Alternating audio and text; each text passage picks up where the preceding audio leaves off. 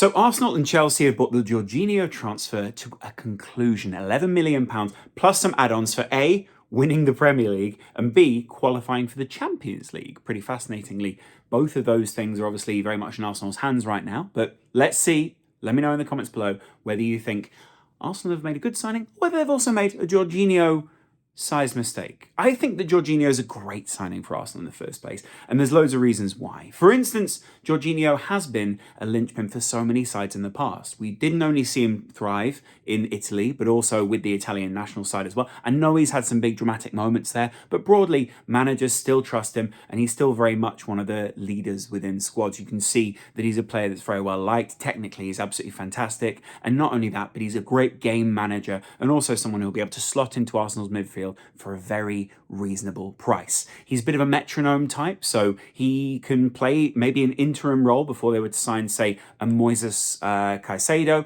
or say a Rice type, or just another big signing in the summer that I think would be still great for moving Arsenal forward. And clearly there are bigger plans there in place at Arsenal, but this is a signing of a player who's still very much within that I can perform at a very high level window. But the contract isn't so long, actually, that it takes them into a time where you think, oh, these guys are kind of saddled with a kind of decline here that I'm not sure Arsenal need on their books. Not only that, but it keeps someone like Jorginho in London. Fantastic for him, fantastic for his family, fantastic for continuity. A lot of players come to London, they love the lifestyle, they love the fact they can travel back to Europe at any time, they clearly love the money as well. And the fact that the contract is so low in terms of length, but also just in terms of £11 million to Arsenal, that doesn't really hinder them in any great sense. It gives them the opportunity to pay the player just a little bit more as well. And so Jorginho is going to be happy at Arsenal, settled there for at least a little while longer, gives them some time to plan, maybe buys them a little bit more time in trying to make signings. And here's the key thing. Arsenal never want to get sucked into a bidding war. So while they've got him on the books, they're never going to get sucked into a bidding war. They are the kind of side that walk away from a deal if the money is too high. And funnily enough, while Arteta was at Man City, that's exactly why Man City didn't sign him a couple of years ago. Of course, he also wanted to hook up with his old Napoli boss in Sarri, and that was what the deal was at Chelsea at the time. But he was seen as kind of one of these players that Pep Guardiola and the rest of the coaching staff at Man City were fascinated with. They wanted to build a bit of a system around him. They wanted to see what was possible with Jorginho. And I think what's fascinating at Arsenal is every time, similar to Pep that you see, Arteta has got his hands on a player, they've added something that a previous manager maybe hasn't seen, or they've got a particular way of deploying a player that opens up so many more avenues to them. So when we're talking about what Jorginho bought at Chelsea, sure, we can put down a lot of aspects of his game. A lot of people maligned him in that Chelsea side. A lot of people, probably because of his link with Sarri, weren't particularly happy with his long-term future at the club.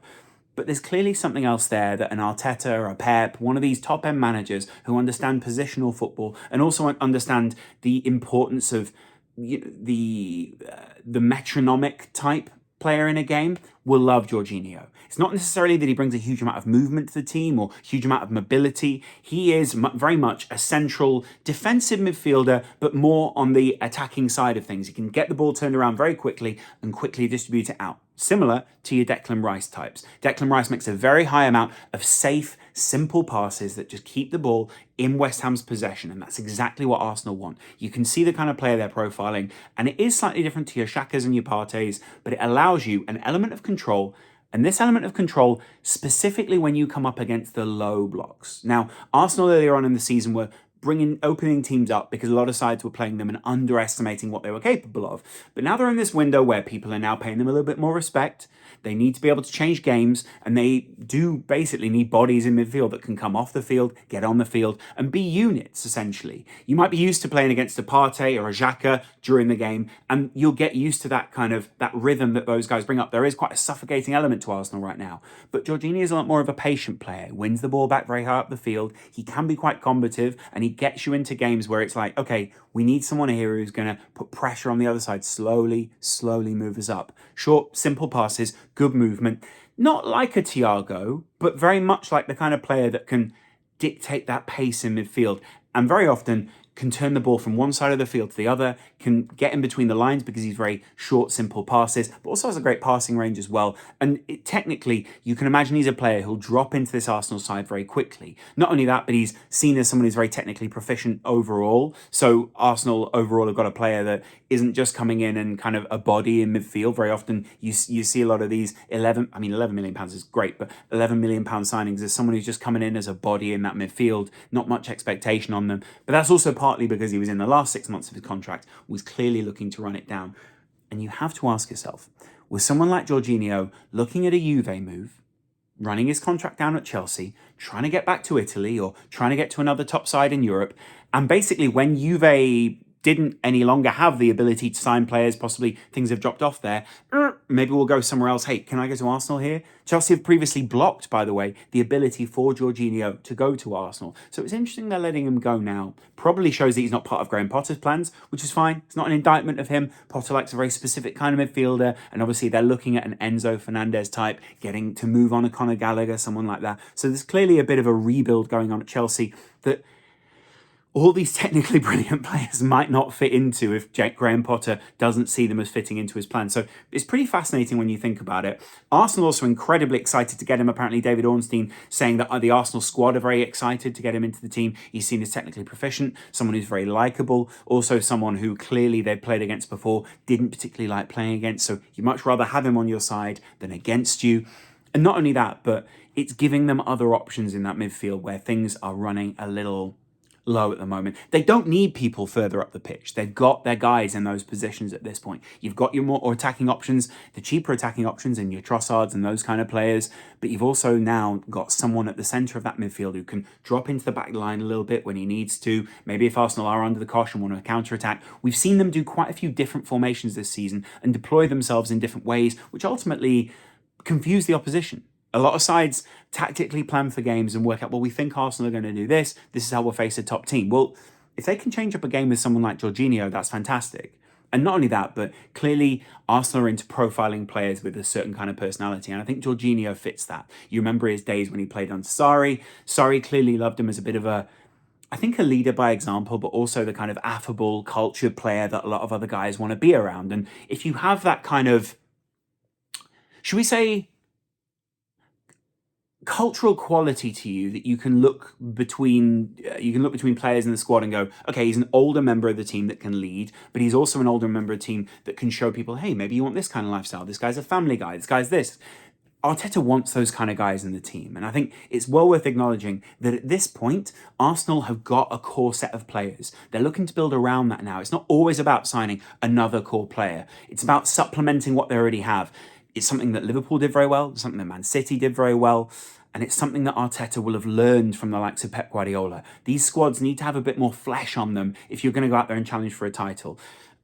And frankly, the fact that he's wanted to sign him before, that Pep Guardiola was so excited over him, that other people got so excited over a Jorginho type in Europe, is really fantastic that now Arsenal have him, and it's really going to supplement their title bid well. In the short and the long term, it makes sense for Arsenal. And here's the other aspect as well. If you're Jorginho, you're thinking, well, I get another Premier League title shot. You're moving away from a Chelsea who are clearly in a rebuild.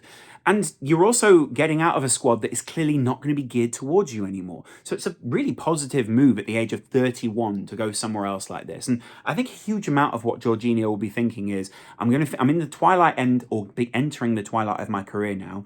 I need to try and win some more stuff. I need to try and get some more contracts. I need to remain within the kind of the thought process for the Italy squad and those kind of things. Not that he always has been, but but I need to remain within that thought process, especially if we're going to be going into a new era under a new coach at Italy, if things are to change in the long run. And I think it's important for him as well that you see him playing alongside great players. You see him competing in the Premier League. He can't wait another 2 to 3 years to be ready for, say, when Graham Potter feels like he's ready. He can't do another couple of seasons where he sees other players replace him. And frankly, he's probably bringing very specific things, but maybe Graham Potter doesn't need those. The interesting aspect is going in at Arsenal, he knows what's already there. He knows there is a hierarchy. And so Arsenal motivating him the other way around is probably going to be quite interesting to see what he does there. He's not going to be one of the top dogs. He's not going to be one of the huge leaders. Or is he? Is he going to be one of the guys who sets an example? Arteta maybe loves his temperament. Maybe he loves him as a personality. Maybe he's heard great things about him elsewhere. It's going to be great to see what Jorginho brings to an Arteta team. Let's not forget, I've said this before in the video, but Arteta is very good at turning players around into something that they weren't before. So if I was Jorginho, I'd be incredibly excited that at this point in my career, Arteta still wants to work with me. I know players have egos and, they're London-based, so they are living a great lifestyle and all these kind of things. But let's be clear here. If you're Arteta and you're bringing Jorginho in, you're excited to have a leader, you're excited to have someone who can turn the ball over on the field, but also someone who's competed for a Premier League title before, someone who's competed for things with Italy before, has won them with Italy before, and has very recently done so. So it's not like we're just seeing a player who's just a squad signing. This is a player who can help Arteta rotate in the way that they need to. And the exact criticism at them at the start of the season was slightly light squad. What are they doing here? They're adding to the squad. So let me know, Arsenal fans, what is it that you think Jorginho is bringing? What is it that you think that he can bring to a squad that, say, another signing from Europe, another young signing elsewhere couldn't have bought? Is it just that he was immediately available and it was like, yes, let's get him? That's what some other managers don't have the luxury of doing right now. It's not about bringing energy. It's not about bringing these kind of things. It's about bringing experience. It's about bringing a management to that midfield that if they were to maybe bring a Xhaka off, they lose. I went to go and see Marseille earlier in the week, and Guendouzi was there. Now, he's a good player, but he was bought off at half-time because he was slightly lackadaisical. He wasn't really involved in the game. There were times where he didn't really look like he was paying attention. You can see why someone like Arteta moved him on. There was criticism when they first moved someone like him on. So I'm going to put it out there. I think it's important that they are signing the right kinds of players, the right kind of talent. Is this just, I know we underestimate a lot of experienced European players, but is this a Milner type signing for Arsenal at this point? Someone who's experienced, someone who's can guide them over the line, someone who is aging, but is also someone who can set an example to the rest of the squad, can say, hey, I did this earlier in career, I did that. I'm good at penalties, allegedly, although he's not got a great penalty record. But I'm good at all these kind of aspects. I can pass this kind of information on and I can make this squad better and make the team better. I think it's really important. So let me know, Arsenal fans, what you think of a signing like a Jorginho, because I think it's great. Some other people may disagree, probably Chelsea fans who are seeing him leave. But frankly, I think he was wasted at Chelsea for quite some time. I think that's a point that's really worth acknowledging. You need to go to a side that's going to maximise what your feedback is here. What's possible? Let me know what you think in the comments below. I'll see you guys in a while. Much love. Bye.